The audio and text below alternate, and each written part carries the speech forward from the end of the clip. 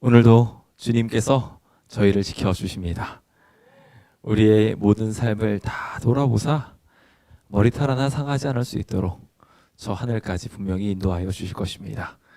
하나님의 귀한 능력을 생각하시며 오늘 우리가 풀무 가운데 있다 할지라도 불과 마에 들여왔으려니 생각하시고 뜨끈뜨끈하게 몸치지다가 주님과 좀 담소를 나누게 되시는 그런 믿음의 백성 되시길 간절히 바랍니다.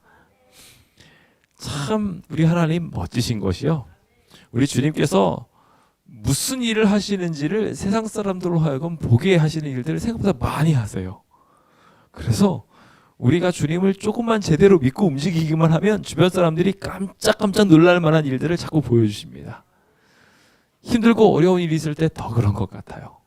우리가 지난번 시위를 진행하면서 하나님께서 이 모든 것들을 주장하시고 갑절의 축복을 주시는 것을 보고, 와, 우리 하나님 과연 대단하다, 야, 정말 최고라는 생각을 저절로 하게 됩니다. 얼마나 으쌰으쌰 하게 되는지요. 우리 모두가 정말 하나님께 기뻐하고 감사하고 고마워하게 되는 일이 아니었나 싶습니다. 이 커다란 동력을 허락하신 하나님께 감사합시다. 우리 주님께서 주시는 놀라운 구원이 또 있을 것임에 대하여 믿읍시다. 우리 그렇게 힘차게 나가며 이 영적인 전쟁 승리로 이어나가게 되시길 예수님의 이름으로 축원드립니다. 이번 2022년도 사경의 교재가 사실 조금 문제가 있었습니다. 특별히 두 번째 교재의 내용이 조금 문제가 있어서 올해 우리 이번 사경의 교재로 해야 되나 말아야 되나 많은 사람들이 고민을 좀 하셨었습니다.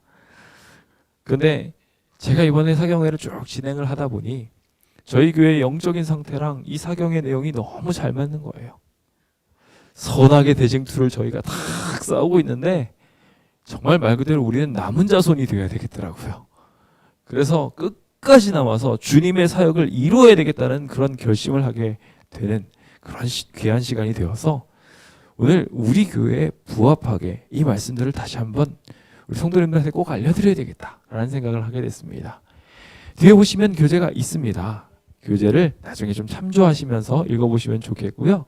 특별히 두 번째 과는 조금 신경 쓰셔서 그 내용이 다 그대로가 아니구나 라고 정도로 알고 계시고 함께 공부를 하면 더 좋을 것 같습니다. 선악의 대쟁투, 이 이야기는 우리가 그냥 넘어갈 얘기가 아닙니다. 이 선악의 대쟁투라는 이야기를 온 우주 거민들은 어떻게 볼까요? 하늘에 싸움이 있습니까? 없습니까? 하늘에 말이죠. 하늘 축복받은 거민들끼리는 싸우지 않아요. 다투지 않아요. 물론 영적인 전쟁을 자꾸 걸고 있는 사단의 백성들이 있는지는 모르겠으나 그들과 싸움이 이루어지지는 않습니다. 왜냐하면 선하신 하나님의 성품을 닮은 모든 천사들은 사단이 아무리 뭐라고 시끄럽게 만들어도 그냥 듣고 한 귀로 듣고 한 귀로 흘리니까 손뼉도 맞장구를 쳐야지 싸움이 나는데 싸움이 안 생겨요. 결국 아무리 외쳐도 방법이 없는 사단은 쫓겨날 수밖에 없었습니다. 자, 이렇게 쫓겨나게 된 사단이 결국 이 땅의 힘을 빌어서 전쟁을 일으키게 되지요. 그 이야기가 지금 지구상에서 펼쳐지고 있는 것입니다. 온 우주 거민들은 굉장히 신기할 거예요. 이 세상에서 재미있는 구경이 몇 개가 있습니다. 불구경하고요, 나머지는 뭐죠? 싸움 구경이에요. 근데 이 싸움 구경에 저 천사들이 흥미를 갖고 쳐다보고 있습니다. 분명히 이 모든 일들이 개탄스럽고 슬픈 이야기가 분명함에도 그들은 매우 특이한 이 상황들을 보면서 깊은 관심을 가지고 있습니다. 왜냐하면 이것이 단순히 한 사람이 영원히 살고 못 살고의 이야기에서 넘어서서 온 우주적인 이슈를 다루고 있기 때문에 그렇습니다. 이 선악의 대쟁투에서 우리 남은 자손들이 어떤 역할을 하고 있을까요? 영화나 드라마로 치면은 어떤 정도라고 생각하십니까? 남은 자손. 남은 자손은요, 주연입니다. 하나님과 함께하는 주연입니다. 오늘 우리가 그 주연으로 이 싸움을 싸워나가고 있습니다. 온 우주 거민들은 저희를 쳐다보면서 주인공을 쳐다보듯이 쳐다볼 것입니다. 이 마지막 사명을 이 주인공이 도대체 어떻게 헤쳐나갈까? 때로는 주변 사람들의 유혹에 쓰러질 때면 어이구 저러면 안 되는데 할 수도 있고요. 주변 사단의 세력들이 우리를 향하여 김치 싸대기를 날릴 때면 한 대 맞고 슬퍼하고 있는 우리의 모습을 보면서 같이 눈물을 흘리고 있을지도 모릅니다. 나중에 우리 하늘나라 가서 우리가 연출한 이 모든 모습들 어떻게 보셨냐고 이야기 듣게 될 거예요. 여러분들이 좋아하시는 어떤 내용의 주인공이 길가로 다니면 여러분들 어떻게 하세요? 얼른 가가지고 와 저 사람이 저 사람이었어 하면서 쳐다보잖아요. 마찬가지로 온 우주 거민들이 이제 우리가 하늘나라를 가고 나면 우리가 했던 모든 전쟁들을 듣고 생생하게 전에 감동을 받고 싶어서 우리한테 물을 겁니다. 오늘 우리가 그 위대한 전쟁 속에 있다는 것을 꼭 기억하십시오. 그 어떤 때보다도 강력한 하나님의 임재들을 느끼며 주님께서 이 전쟁을 승리하게 하실 것임도 동시에 느끼시기 바랍니다. 오늘 그 아름다운 기적 속으로 여러분들을 초청해 봅니다. 저희가 2021년 모범성장교회를 수상했습니다. 사실 좀 부끄럽습니다. 모범성장교회를 수상해도 되나 싶습니다. 사실 저는 생각도 안 했고 기대도 안 했습니다. 사실 전에는 거의 대부분의 표준들을 표준 이상으로 성장을 시켜놔서 받겠거니 했어요 항상. 근데 이번에는 뭐 침례자도 좀 미달이었고 그래서 이번에 생각도 안 하고 있었습니다. 근데 하나님께서 우리를 격려하신다고 이렇게 턱하니 명단에 제일 처음에 그것도 그쵸? 자꾸 제일 처음에 들어가요. 우리가 기억이라서. 그래서 제일 앞에다가 아주 그냥 응원해 주시듯이 모범시상교회 하는데 1번 광명교회 마치 1등 했다는 듯이 그렇게 했습니다. 오늘 그것을 보면서 조금 감사하면서도 부끄러웠어요. 우리들의 모습이 조금 더 성장을 더 했으면 진짜 제대로 된 성장을 했었으면 이라는 생각을 하면서 2022년에는 이 영적인 전쟁을 힘입어서 주님께서 정말 말 그대로 그냥 모범 성장이 아니라 폭풍 성장을 좀 시켜주셨으면 좋겠다 생각해 봅니다. 그러고 싶으시죠? 우리 함께 그 위대한 목표를 향하여 힘차게 나아가 봅시다. 우리 주님께서 우리를 도우실 거니까 우리 함께 구호 외쳐보겠습니다. 우리 구호 준비되셨습니까? 이번에 데모하면서 많이 준비하셨을 것 같아요. 그렇죠? 구호 준비! 야! 산을 향하여 눈을 들고 외쳐라! 전능하신 하나님 우리를 도우소서! 아멘! 아멘! 야, 우리 김수입사의 힘이 아주 느껴집니다. 도우소서! 아멘! 우리 주님께서 우리를 도와주신다는 거 생각하며 으쌰으쌰 움직였으면 좋겠습니다. 우리가 이 영적인 전쟁 나가서 싸워보니까 좀 어떠시던가요? 저는 나가면 막 무섭고 두렵고 그럴 줄 알았어요. 솔직히 조금 그런 것도 없지 않아 있었어요. 그런데 막상 나가니까 나와 싸우려는 함께 싸우려는 수많은 무리들이 있는 걸 보고 어떠시던가요? 우와, 너무 좋았습니다. 진짜 하나님의 천사가 우리를 사실 이렇게 보이지는 않아도 우리를 두르고 있는데 우리가 그거 볼 수만 있게 된다면 정말 우리 맨날 이렇게 막 이런 뜨거운 감정으로 살게 되지 않을까 생각도 해보게 됐습니다. 소리를 지르는데 이 소리가 막 떠나라 소리가 들리니까 같이 막 힘이 나는 거 있죠. 걱정했어요. 소리를 지르는데 우리가 조그맣게 무섭게 아유 이러면서 지를까봐. 근데 너무 자신 있고 힘이 생겼습니다. 뭉치니까 힘이 생긴다는 것은 새삼스럽게 느꼈습니다. 주님께서 정말 많이 도와주셔서 이것은 주변 사람들에게 굉장히 큰 이슈가 됐고 저희가 부르지도 않은 기자가 와서 기사를 써가지고 떡하니 이렇게 내줬습니다. 저는 그분이 하나님의 천사가 아닌가라는 생각도 해봅니다.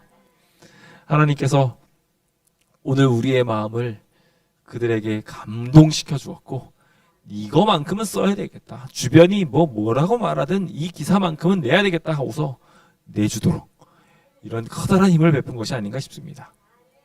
이것이 영적인 전쟁입니다. 사실 재밌는 거예요. 아이들한테 어렸을 때 요즘같이 휴대폰이나 이런 여러 가지 다른 놀이 문화가 없었을 때 가장 많이 한 놀이가 무엇이었냐고 쫙 과거까지 거슬러 올라가면서 물어보면요. 대부분 친구들이 말할 겁니다. 전쟁놀이요. 재밌는 거예요. 우리가 주님과 함께 하기만 한다면 이것만큼 우리를 희열에 넘치게 만드는 일도 없을 거라 생각이 듭니다. 이 영적인 전쟁에 우리가 나아가서 이제 군사로 불리움을 받았습니다. 이것을 싸워 나가서 이 성전을 지키고 이 교회에 있는 진리들을 저 땅에 증거하도록 주님께서 우리를 군사 삼으신 것입니다. 이 미천한 사람을 뭐라고, 저 별거 아닌 것 같은데 우리를 불러주셨어요. 그런데 우리가 그 군사로 불러서 나가서 싸우면요, 칼질을 잘해도 되는 게 아니라, 막 방패술 잘 써야지 전쟁에 이기는 게 아니라 그냥 잘 쳐다보면 이겨요. 하나님만 제대로 쳐다보고 하나님이 어떻게 싸우시는지 보며 기도하고 찬양만 잘하면요, 하나님이 이기게 해주세요. 이렇게 쉽고 재미있는 전쟁 어디 있습니까? 오늘 그 귀한 전쟁으로 여러분을 초청합니다. 함께 힘차게 싸워나가며 우리 이 전쟁 속에서 어떤 전쟁을 우리가 하고 있는지 명확하게 알고 함께 승리하게 되기를 예수님의 이름으로 축원드립니다. 요한계시록 12장 7절에서부터 9절에 있는 말씀 너무 잘 아시죠? 네, 함께 읽어보도록 할까요? 읽겠습니다. 시작. 하늘에 전쟁이 있으니 미가엘과 그의 사자들이 용과 더불어 싸울세. 용과 그의 사자들도 싸우나 이기지 못하여 다시 하늘에서 그들이 있을 곳을 얻지 못한지라. 큰 용이 내어 쫓기니 옛뱀 곧 마귀라고도 하고 사단이라고도 하는 온 천하를 꿰는 자라. 땅으로 내어 쫓기니 그의 사자들도 저와 함께 내어 쫓기니라. 저희는 이 요한계시록 12장 7절에서부터 9절에 있는 말씀을 통하여 대쟁투의 흐름이 어떻게 시작되었는지 봄과 동시에 그 결말이 어떻게 이루어질 수밖에 없는지 알게 됩니다. 사단이 그의 사자들과 함께 힘껏 싸웠지만 미가엘, 우리의 그리스도를 이길 수 없었습니다. 우리는 이 전쟁을 이미 이기고 싸운 것입니다. 우리가 이 우주적 재쟁투에서 분명하게 이기고 있음을 믿게 되시길 예수님의 이름으로 축원드립니다. 우리가 이 전쟁에서 사단이 패퇴한 뒤 이 땅에 와서 우리를 잠시 패퇴하고 또 패퇴하고 또 패퇴하게 하는 것처럼 보이지만 주님의 십자가는 우리를 이기게 할 것이며 종래에 우리가 끝끝내 핍박을 받아도 주님을 바라보게 된다면 승리하게 해주겠다는 보증을 분명하게 해주셨음을 봅니다. 더 큰 능력자이신 주님께 이 시간 우리의 마음을 바치게 되시길 예수님의 이름으로 축원드립니다. 이 우주적 대쟁투라는 개념은 재림교회만 있습니다. 이 대쟁투에 대한 이해를 하는 교단이 몇 없어요. 거의 대부분 모릅니다. 그냥 그런가 보다 하고 성경을 읽을 뿐이지 하나님의 세력과 이 사단이 가지고 있는 세력이 어떻게 싸우는지 자세히 아는 사람 많지 않습니다. 우리는 분명하게 이 공식 견해를 통하여 하늘에서 시작된 이 전쟁이 우주적인 싸움으로 이어지고 있다고 우리 기본 교리를 통하여 분명하게 표현하고 있습니다. 그리고 우리는 이 깊은 이해를 통하여 아주 중요한 몇 가지를 배웁니다. 첫 번째, 하나님은 우리를 변하지 않고 사랑하신다는 것입니다. 이 모든 전쟁에서 끝까지 하나님은 계속해서 사랑하고 있고 그 모든 역사가 다 하나님의 변함없는 사랑의 증거라고 부조선지자 33페이지는 우리한테 분명하게 말합니다. 주님이 우리를 사랑하신다는 것에 대하여 감사하시길 간절히 바랍니다. 두 번째, 이 대쟁투를 통하여 배우는 것은 예수 그리스도를 배웁니다. 그분께서 우리에게 보여주신 거룩한 삶, 그리고 우리를 위한 대속적인 죽음의 중요성이 어떠한지 이 대쟁투 교리를 통하여 우리는 밝히 알게 됩니다. 예수께서 도대체 왜 지구에 오셨는지에 대해서 우리는 단순히 우리 자신을 살리는 이야기들로만 이해해서는 벼룩의 똥만큼이나 조금밖에 모르는 겁니다. 제대로 우리가 알려면 우리 대쟁투적인 이 우주적 관점으로 해석해야 합니다. 왜냐하면 우리가 저 우주에서 쳐다보기에 이 한 사람의 이야기, 이 한 사람의 구원은 매우 작은 이야기처럼 보이기 때문입니다. 하나님께서는요, 단순히 한 사람이 아닌 우리 모두를 구원하기 위해 오셨고 거기서 더 나아가서 이 죄인들도 돌이키기 바라시며 더 나아가서 저 온 우주 거민들이 하나님을 영원히 찬송하게 되기를 기대하고 계십니다.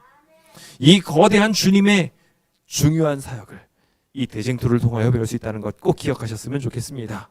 특별히 주님의 십자가는 율법이 정말 공정하다라는 것을 알려주는 굉장히 중요한 이야기입니다. 우리가 계속해서 공부하면서 배우겠지만 우리 주님의 놀라운 기적들이 오늘 이 대쟁투를 통하여 더 많이 알게 되고 특별히 십자가를 이해하게 되는 우리 모두가 되기를 기대해 봅니다. 세 번째, 이 대쟁투가 정말 중요한 이유는요, 지금 우리가 누군지를 알게 해줘요. 이 재림교회가 남은 자손으로서 중요한 역할을 수행하고 있다는 것을 알게 해준다는 것입니다. 그러니까 내가 지금 뭐 해야 되는지를 몰랐다면 알게 해주는 게 바로 이 대쟁투라는 거예요. 자, 우리가 남은 자손이라는 거 믿으십니까? 우리 다 믿어요. 그런데 그럼 남은 자손은 뭐 하는 사람입니까? 말씀 전하는 사람? 좋습니다. 아주 잘하셨습니다. 그런데 거기서 조금 더 나갈 필요가 있어요. 그래서 오늘 이 사경회를 하는 거예요. 사경의 내용들 다시 한번 공부하면서 우리가 나아가야 할 재림교회의 정체성을 다시 한번 분명하게 알게 됐으면 좋겠습니다. 사실 이 대쟁투 교리는요, 이 정체성과 관련된 모든 것들과 연계되어 있어서 우리의 교리들, 하늘성소, 세천사의 기별, 재림전 조사심판, 예언의 신, 하나님의 인과 짐승의 표와 같은 모든 우리 교리들에 굉장히 밀접하게 이 내용들이 다 들어가 있습니다. 대쟁투 이야기를 잘 배우면 교리도 잘 이해할 수 있어요. 그러니까 오늘 이 이야기들에 함께 빠져보도록 합시다. 먼저 우리 대쟁투의 기원에 대해서 좀 생각해 보기 원합니다. 이 대쟁투는 어떻게 시작된 것일까요? 제가 사실 여러 번의 설교를 통하여 한번 말씀드린 적이 있습니다. 이것은 전능하신 하나님을 보고 시샘한 사단 때문에 일어난 전쟁입니다. 나도 하나님처럼 전지전능하고 싶다.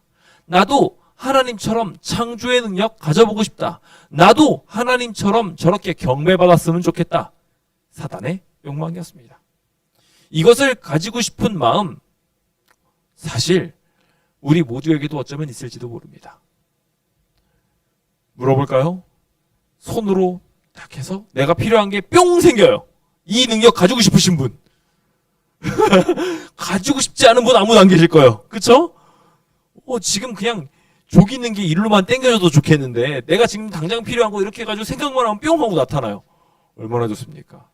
다들 그래가지고 기도하면서 어디서 엘리사 한 명 안 오나, 엘리야 한 명 안 오나, 와가지고 내 그릇에 떡반죽에 마르지 않고 기름은 계속 나고 그럼 좋겠다. 그쵸? 다 우리 그렇게 생각해요. 그런 거 다 바라면서 살아요. 사단도 어쩌면 처음에 시작은 지극히 당연한 마음이었을지도 몰라요. 와, 하나님 너무 멋있어. 하나님처럼 되고 싶어. 그러면서 우리도 다 그렇게 살아야 됩니다. 하늘나라 가면 하나님 보고 흠모하고 와, 너무 멋있어요 이러면서 그렇게 시작됐던 것이 나도 하나님이 되고 싶은 대로 변질하게 된 겁니다. 그러면서 생겨나게 된 이 질문. 우리는 왜 하나님이 되지 못하는가? 우리는 왜 창조의 능력을 받지 못하고 우리는 왜 경배받지 못하는가? 왜 우리는 전지전능할 수 없는가?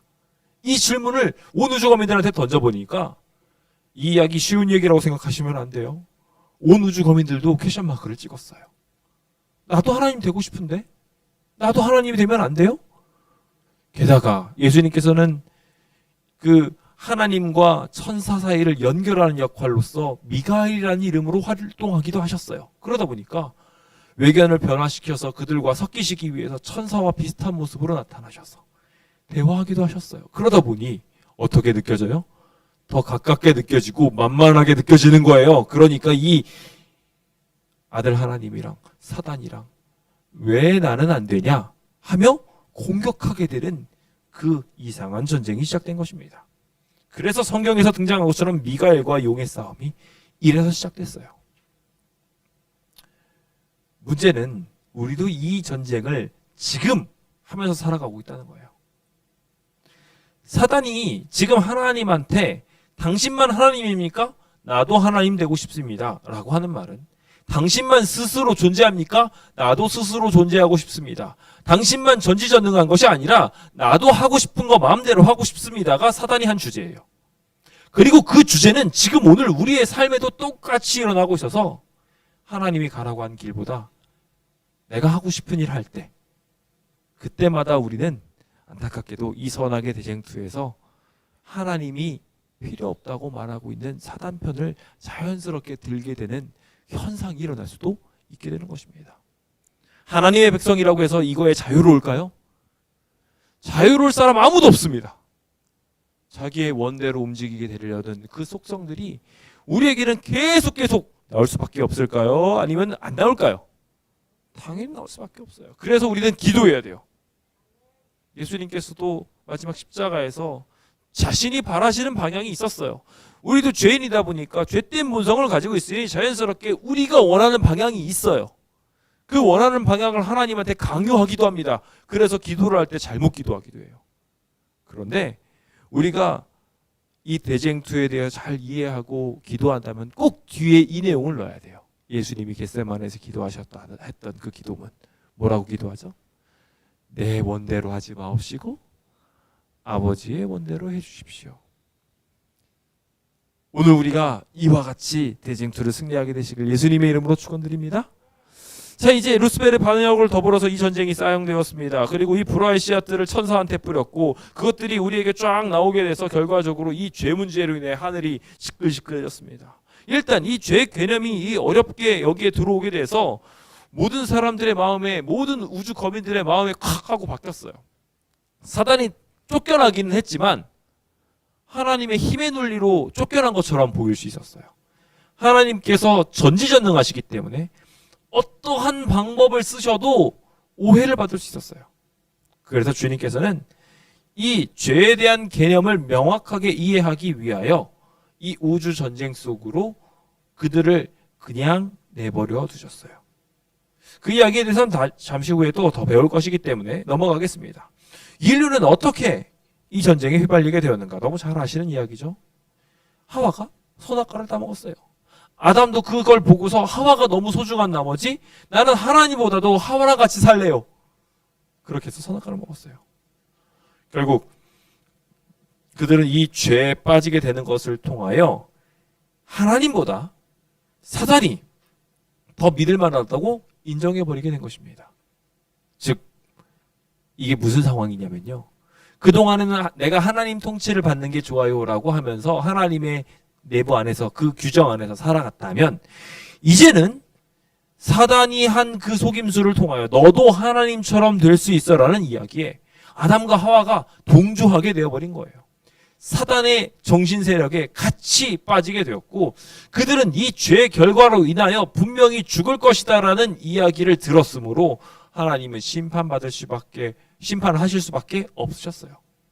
이 어려운 상황 속에 이 백성들이 정말 유죄인가 무죄인가에 대하여 온 우주 거민들이 관심을 갖기 시작했어요.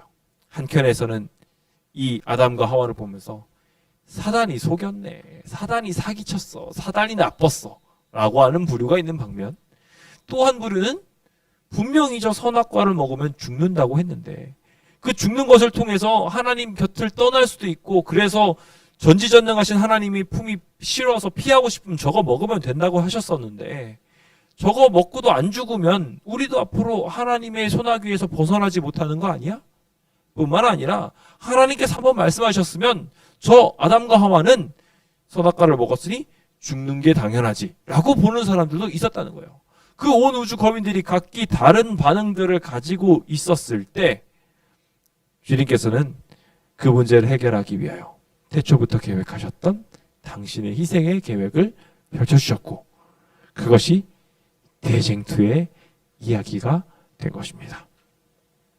오늘 우리는 이 전쟁 속에서 어떠한 위치에 있는 것일까요? 단순히 아담과 하와처럼 죄 문제 싸움 씨름씨름 하다가 그냥 구원받아야지 하는 이야기로 끝나는 게 아니라 아까 김순희 집사님 말씀하셨던 것처럼 우리는 조금 더 깊은 사명이 있습니다. 그 사명을 알기 위한 키워드는 오늘 이 대쟁투의 쟁점과 관계가 있습니다. 도대체 무슨 쟁점을 가지고 이 이야기를 하게 되느냐라는 거예요. 세 가지입니다. 우리가 이 대쟁투에서 어떤 이야기들을 주로 다루는지. 첫 번째는요, 율법이에요. 하나님의 율법은 과연 선한가? 하나님의 율법은 정말 하늘의 원칙으로 합당한가? 아니면 아닌가? 둘 중에 하나라는 거예요. 지금 사단은 아니에요. 이 사단의 계획에서는 하나님의 율법은 틀린 거예요. 잘못된 부분이 있어요. 부정확하다고 말하는 거예요. 사단이 그렇게 말한 데는요, 굉장히 중요한 이유들이 있습니다. 자, 이타적 사랑은요, 어떻게 발현되나요? 이타적 사랑은 자기가 자기를 아끼는 방향이 아니라 남이 자기를 아껴주는 겁니다. 그러다 보니까 내가 원하는 건 이건데 때로는 다른 거를 줄 때도 있습니다. 그들이 다 천지전능하지 않으니까요. 그렇죠. 그래서 내가 가지고 있는 가장 좋은 것을 상대방한테 줬는데 그것이 나한테 완전히 좋은 것이 아닐 수도 있어요. 효과적이지 않아 보일 수 있다는 거예요. 그런데 기억하셔야 될 부분이 있습니다. 이렇게 이타적인 사랑이 비록 돌아간다 할지라도 거기에 행복이 있다는 것을 말입니다. 근데 이기적인 사랑은 조금 달라집니다. 사단이 말하고 있는 이 이기적 사랑은 이 율법의 결함을 해결한 것처럼 보여요. 내가 내 거를 잘 챙기도록 만드는 게 좋다는 거예요. 자, 그래서 요즘 선물 문화가 묘하게 바뀌고 있습니다. 옛날 선물은 그냥 선물을 주는 사람에게 그 주체가 걸려 있었습니다. 그래서 무슨 선물을 주든 그것이 선물이었어요. 근데 요즘 선물은 뭐가 더 환영받아요? 그래서 자기가 원하는 거를 말해요. 자기가 원하는 거를 달라고 얘기를 하는 거죠. 그러다 보니까 요즘에는 어떻게까지 되고 있어요? 내가 원하는 물건을 직접 말하거나 거기서 더 나아가서 돈으로 줘 그냥. 그렇죠? 돈으로 달래요. 그게 제일 좋다는 거죠. 그러니까 어떻게 됩니까? 참 묘한 그림을 봤어요. 만약에 생일이 한 사람이 1월 7일이고 그 다른 사람이 1월 9일이면요. 1월 7일에 돈을 보내고 상대방이 다시 돌려받고 주고받은 게 아무것도 없어요. 그런 현상들도 생겨나게 되는 묘한 이상한 그림들이 만들어지곤 합니다. 더 각박해져 버렸어요. 자신의 가려운 데를 긁어줬다 정도로 생각을 했는데 나중에는 그렇게 돈이 서로 오가게 되다 보니 어떻게 됩니까? 나중에는 받았다 챔 칩시다. 우리 서로 주지도 말고 받지도 맙시다. 그렇죠? 이제 점점 자기가 원하는 대로 편하게 되고 싶은 거예요. 그리고 마지막에는 어떻게 됩니까? 생일이 됐는데도 연락도 안 합니다. 뭐 똑같은 거 뭐. 이기적인 결말이 이래요. 그런데 문제는 사단은 그것을 싹 긁어내면서 너가 너 스스로를 챙기면 훨씬 더 가려운 데를 정확하게 긁어줄 수 있을 거야. 남이 너의 가려운 데를 긁어주는 것보다 너 스스로가 긁는 게 더 좋아 라는 식으로 말한 게 율법이었어요. 그러면서 하나님의 율법이 돌아가는 성향성이나 그리고 때로는 자신의 희생을 요구한다는 이야기들을 결함으로 말하면서 그러지 않아도 우리는 충분히 행복해질 수 있어 라는 식으로 율법을 호도하기 시작합니다.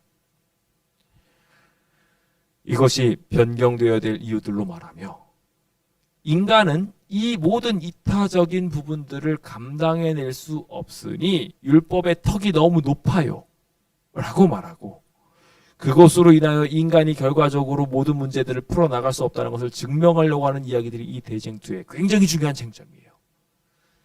여러분은 어떻게 생각하십니까? 인간은 하나님의 율법을 지킬 수 있다, 없다? 하나님의 입장은 있답니다. 하나님의 입장은 있다. 근데 사단은 자꾸 없다로 만들어요. 우리가 분명히 알고 있는 빌립보서 4장 13절은요. 내게 능력 주신 자라서 내가 모든 것을 할 수 있느니라 라고 말하고 있어요.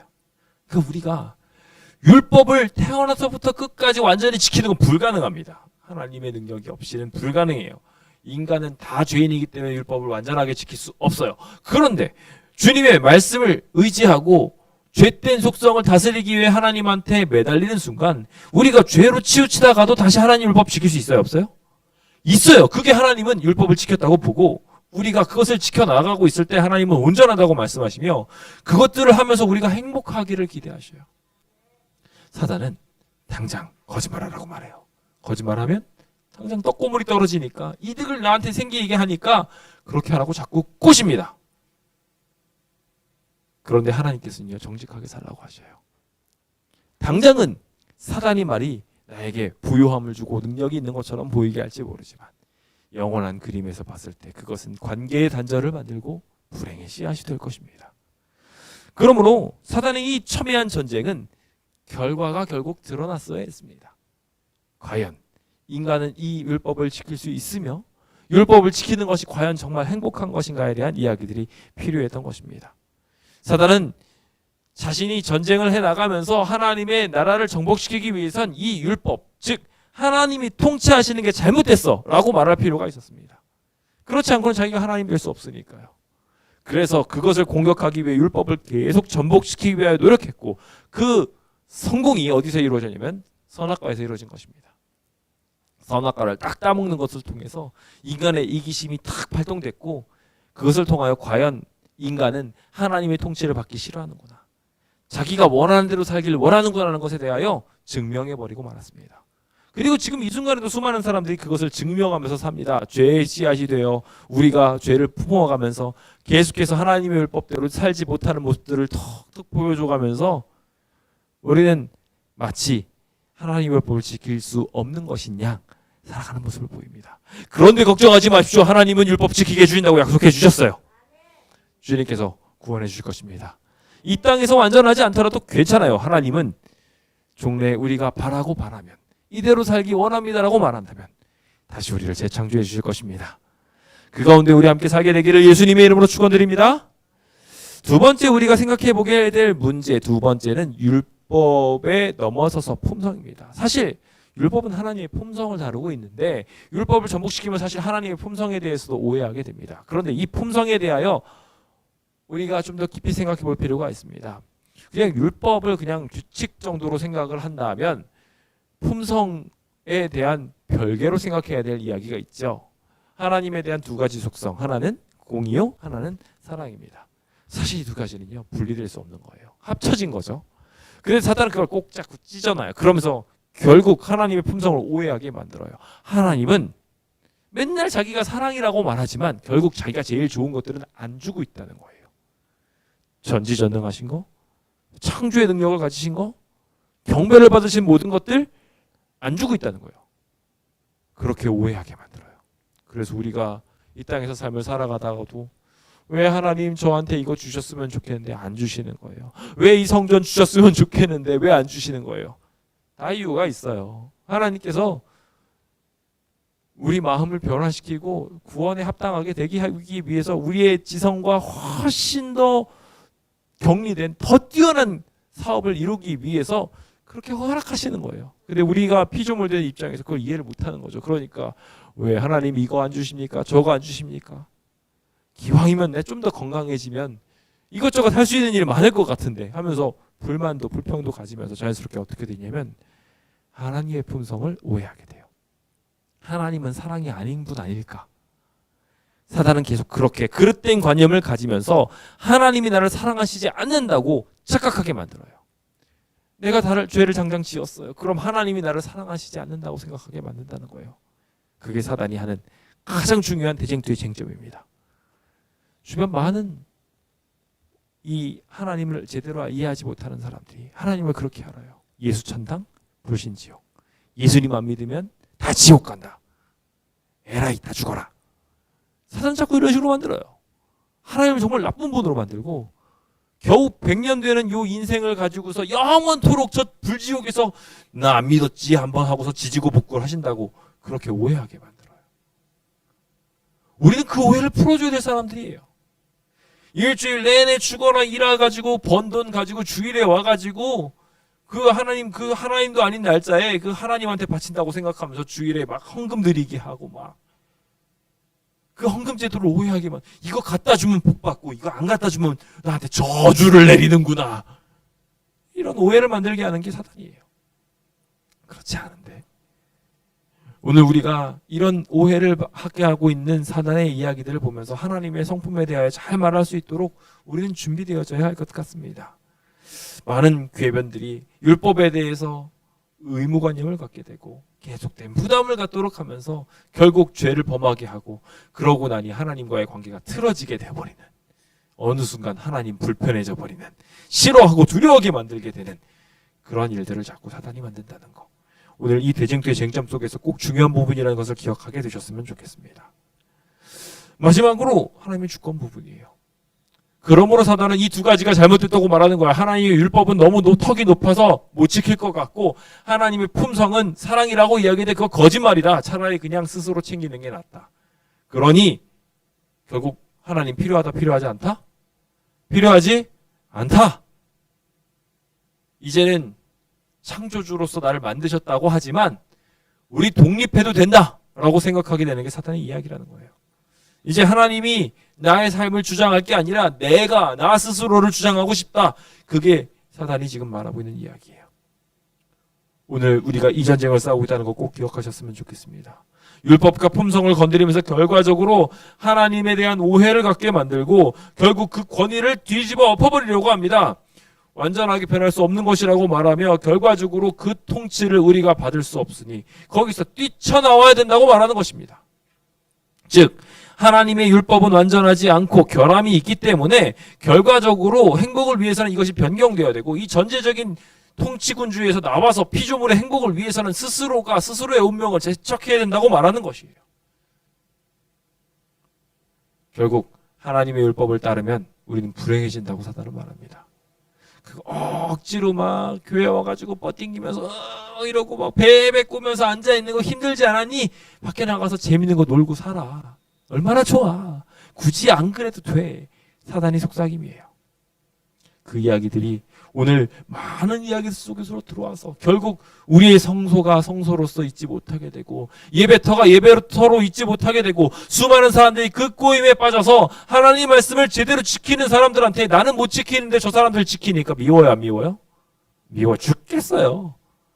그러니까 결국 쫓아내버리려고 하는 그 모든 일들이 생겨나게 되는 것입니다. 이것이 지금의 대쟁투이며 우리가 그 전쟁을 싸워나가고 있습니다.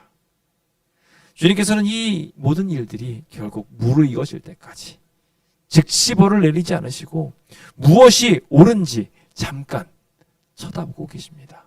왜냐하면 온 우주 거민들이 그리고 우리 스스로가 그것을 알게 하기 위하여 주님께서는 이 모든 상황들을 기다리고 계셨던 것입니다. 교재에 이 내용이 좀 더 자세히 적혀 있으니 여러분들 한번 그 교재의 내용들을 잘 읽어보셨으면 좋겠습니다. 저는 그 이야기를 이 이야기로 짧게 결론 지어보려고 합니다. 우리가 지난 새벽 기도를 통하여 출애굽에 대한 이야기를 배웁니다. 바하히롯이라는 곳으로 주님께서 인도하시는 이야기죠. 주님께서 사실 블레셋 길로 해서 단축해서 그 길을 갈 수 있었음에도 불구하고 그렇게 안 가게 하시고 바하히롯 쪽으로 가도록 하셨어요. 바하히롯 쪽으로 쭉 그 광야 쪽으로 가는 모습을 보고 바로들도 블레셋 쪽으로 방향을 처음부터 딱 틀었다면 블레셋만이 문제가 아니라 당장 바로가 너네 예배 드린다고 하더니 니네 고향으로 돌아가려고 하는구나 하고 공격할 수도 있었어요. 주님께서는 전지전능하신 능력으로 올바른 길을 인도하셨어요. 이스라엘 백성은 이상하게 생각했을 거예요. 왜 우리 어디로 가지? 숫곳에 갔다가 숫곳에서 길을 돌이켜가지고 저 이상한 광야의 성들을 향하여 나가게 될 때 여기 가나안 길 가는 길 아닌데 하면서 걸어갔을 거예요.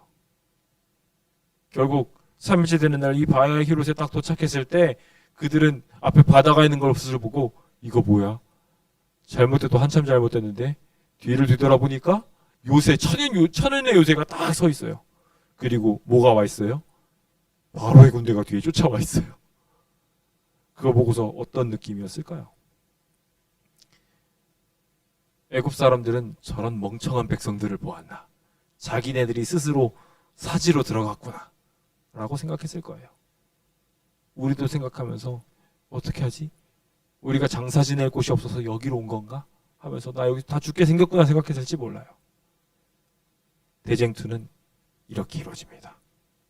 그리고 우리가 아는 것처럼 승리로 끝납니다. 전혀 상상하지 못했지만 하나님께서는 이 전쟁에 개입하셨고 바다를 가르셨고 그 바다에 적들이 들어오게 하셨고 쫓아 들어와서 거기서 다 생매장 당하게 만드셨어요. 마지막까지 그 행동이 완악해져서 더 이상 돌이킬 수 없음을 분명하게 바로들과 그의 군대들은 보여주었고요.